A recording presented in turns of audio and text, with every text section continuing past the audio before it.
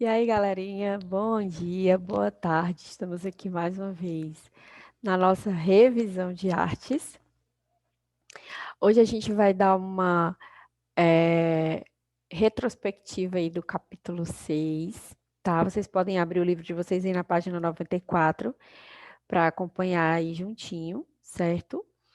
E o capítulo 6 é todo sobre a história do cinema, tudo sobre cinema.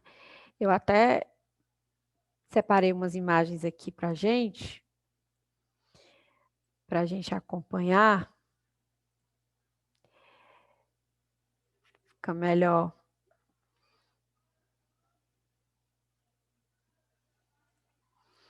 para a gente poder. Vocês vão acompanhando no livro de vocês junto comigo, tá?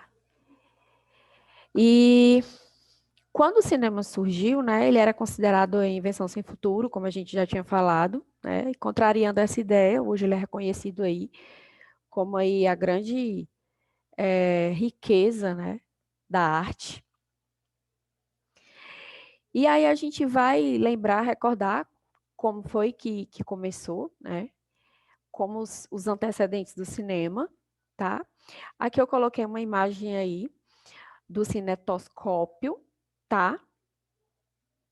E aí é difícil determinar o dia exato, né? Que aí a gente vai realmente dizer qual foi aí o dia que o cinema foi criado, não tem como, certo? Mas vários inventores, técnicos, cientistas, pesquisadores, eles contribuíram. A gente está observando aí, né, que o William Kennedy Dixon, ele foi assistente do Thomas Edison, que é o inventor aí da lâmpada, né?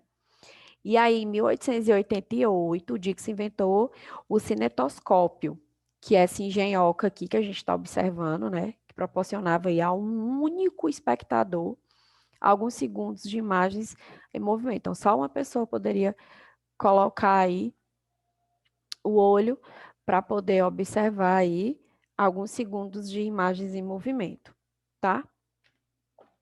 Aqui nós temos os irmãos Lumière, né? Junto aí com o cinematógrafo. A gente tinha aí já visto nas aulas anteriores que eles ficaram, né, com a patente do cinematógrafo, tá certo? Esse aparelho era uma caixa de madeira equipada com uma lente e uma manivela capaz de filmar e também projetar filmes. Essa imagem aí, que tem também no livro de vocês, tá? Que foi no ano de 1895, foi um ano decisivo aí para a história do cinema, né? Pois marca aí algumas iniciativas, o evento histórico organizado aí pelos irmãos Lumière, considerando aí os inventores do cinema. Nesse ano aí, eles promoveram na França uma exibição pública, cerca de uma centena de pessoas compareceu à sessão, que durou aproximadamente 20 minutos. E foi exibido aí curtas-metragens produzido pelos irmãos Lumière, né? Entre eles a chegada do trem à estação, certo? Os espectadores saíram correndo com medo de que o veículo saísse da tela, né? Até porque eles não estavam acostumados. Na página 95, nós temos aí o Georges Méliès, tá? Foi o primeiro a usar o cinema aí para narrar histórias de ficção, né? Ele inventou efeitos especiais para mostrar aí viagens à Lua, Homem Sem Cabeça e as outras criações fantásticas. Aqui nós temos o famoso Charlie Chaplin, né? Aí ele está caracterizado aí do personagem Carlitos, tá? E nos primeiros 32 anos de cinema não existiu tecnologia que gravasse e reproduzisse som, era o cinema mudo, né? Como a gente já viu aí um pouquinho da história do Charlie Chaplin, e foi um dos maiores astros da era do cinema, mundialmente conhecido pelo personagem, Carlitos. Né? Era diretor, era ator, era tudo. Charlie Chaplin fazia tudo. Aqui nós temos uma imagem aí do, da, da animação, né? Do desenho animado, né? As experiências com o cinema e de animação são anteriores à própria invenção do cinema, né? O curta aí, o Vapor Willie, né, de 1928, é famoso por ser o primeiro desenho animado com o som da história, certo? Já o Toy Story, Peguei uma imagem aqui, tá? Foi o primeiro, tá? O primeiro filme a ser totalmente feito no computador. Aqui nós já temos uma imagem de pessoas no cinema usando esses óculos, né, de uma sessão aí de filme em 3D, tá? Até porque o cinema foi evoluindo por meio das tecnologias que permitiram a criação de efeitos especiais aí, né? A experiência aí de assistir a filmes também mudou, como é o caso do filme 3D e 4D, que nós já tivemos oportunidade, que é fantástico. A gente tem a sensação de que está bem perto da gente, né? Gente, na página 98, nós temos aí as funções, né, da equipe, tá? Aí nós temos aqui o diretor, né, que a função dele é coordenar o trabalho de todo mundo, tá certo? Direção de fotografia, arte, sons, ator da produção, é ele que manda e desmanda em tudo, tá? Ele é o grande regente, né, do filme, é quem coordena e dirige as cenas. Alguns diretores criam um estilo inconfundível, como é o caso aí do Alfred Hitchcock, né, conhecido pelos filmes de suspense. Aqui nós temos o exemplo de um roteiro, tá, de cinema. O roteirista é quem escreve a história que vai ser filmada, seja ela original, seja adaptada baseado em fatos reais, né? O texto é chamado de roteiro, traz a descrição da cena, dos ambientes, das emoções, dos diálogos, lá tem tudo, tá certo? Aqui a gente tem a equipe de arte, tá? É responsável por desenvolver os ambientes que vão acontecer as filmagens, a atmosfera, fazem parte aí os cenógrafos, os figurinistas que cuidam das roupas, né? Dos adereços. Aqui a gente tem a equipe de edição, tá? Que durante a fase da filmagem é produzido o máximo possível de material sonoro e visual, e aí eles vão fazendo a montagem, né? Vão editando, vendo aí o que é que corta, o que é que não corta, tá? Na página 99, a gente tem a equipe de caracterização, que é composta de maquiadores, cabeleireiros, é especialista em alterar a imagem das pessoas. É tanto que eu coloquei esse exemplo aqui, que essa personagem é essa atriz, tá? E aí a equipe de caracterização faz exatamente esse trabalho aí de mudar tudo, tá? Nós temos a equipe de sonoplastia, que vai cuidar aí da parte do som, né? Elabora os sons que são importantes para criar o clima para a cena, né?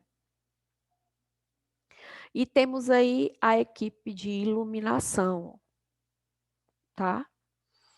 Que é responsável aí, junto com a fotografia, né? Os iluminadores, eles vão criar sensações, detalhes por meio do uso adequado da luz. O trabalho não consiste em apenas deixar cenas iluminadas, mas de criar uma estética, tá?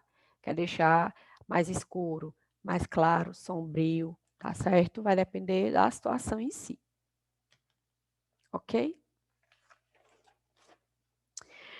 Na página 100, nós temos aí, tá? Os elementos, tá?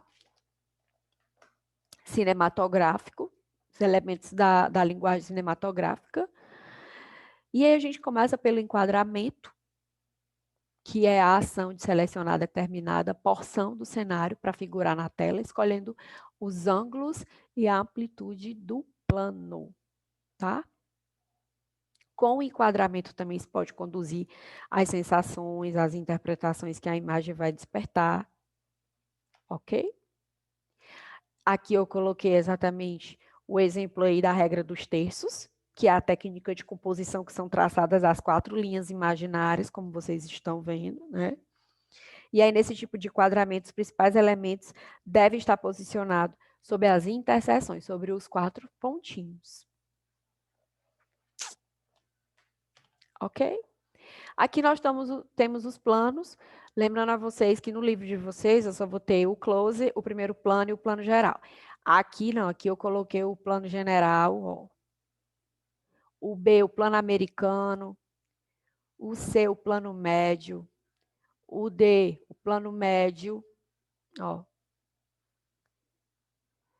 O primeiríssimo primer plano aqui, que é exatamente essa parte que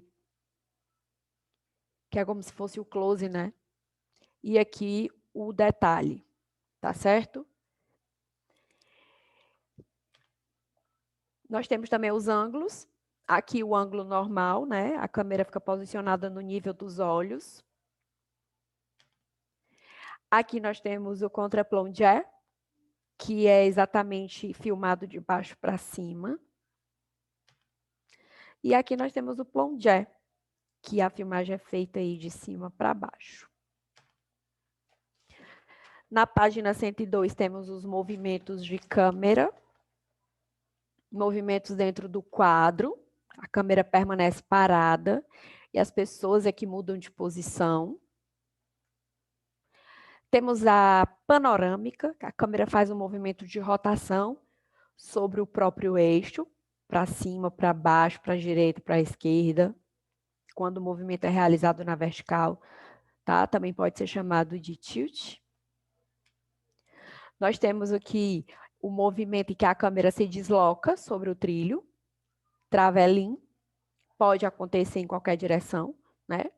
E temos o zoom. Não é o movimento da câmera, é o movimento da lente, tá? E, gente, para finalizar, na página 104, tá?